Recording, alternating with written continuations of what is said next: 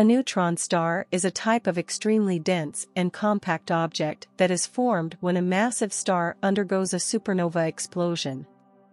During the explosion, the outer layers of the star are blown away, leaving behind a core that is several times more massive than the Sun, but only a few kilometers in diameter. The gravitational pull of a neutron star is incredibly strong, and its density is so high that the protons and electrons in its atoms are squeezed together to form neutrons. This is where the name neutron star comes from. Neutron stars have a surface temperature of around 1 million degrees Celsius and emit high-energy radiation in the form of X-rays and gamma rays.